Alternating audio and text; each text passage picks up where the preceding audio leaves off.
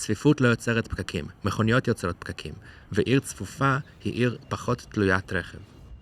צפיפות או קומפקטיות זה ניצול יעיל של השטח. פעם מתכנני ערים נרתעו מצפיפות, כי הנהירה לערים במסגרת המהפכה התעשייתית יצרה זיהום, רעש, לכלוך וכאוס. אבל בזכות ההתקדמות ברפואה ובטכנולוגיה, לגור קרוב זה כבר לא דבר רע. היום יש לנו בעיות אחרות, ולאורן דווקא הצפיפות מייצרת איכות חיים גבוהה יותר. במרחבים עירוניים קומפקטיים, לכל אדם יש יותר הזדמנויות נגישות, לעבודה, ללימודים, לרפואה, לתרבות, ולילדים יש יותר עצמאות, כי הם לא תלויים בטרמפים, והכל במרחק הליכה.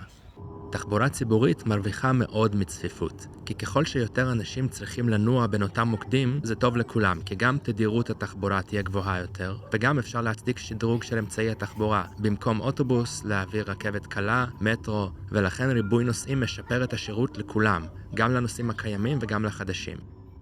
בעצם זה בדיוק ההפך מתכנון מוטה רכב.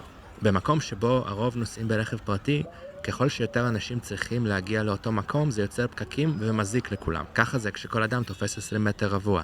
אבל בתכנון מוטה תחבורה ציבורית, הריכוז עדיף. כשאנשים מדברים על זה שהעיר צפופה מדי, או משתמשים במושג פיזור עומסים, זה כי הם יוצאים מנקודת הנחה שכולם נוהגים. עומס בתחבורה ציבורית זה אולי לא נעים באותו רגע, אבל זה טוב לטווח הארוך. כמובן בהנחה שמישהו מנהל דברים. בניגוד לעומס של מכוניות פרטיות, שאת זה אין שום דרך לנהל. וגם למשלם המיסים תושב עירוני עולה פחות, כי לכל אדם נדרשות פחות תשתיות. הרבה יותר זול להקים ולתחזק דרכים, חשמל וביוב ל100 דירות מאשר ליישוב של 100 בתים. והזמן המבוזבז בפקקים עולה למשק עשרות מיליארדים, בעוד שמישהו כמוני שגר פה הולך לעבודה 10 דקות.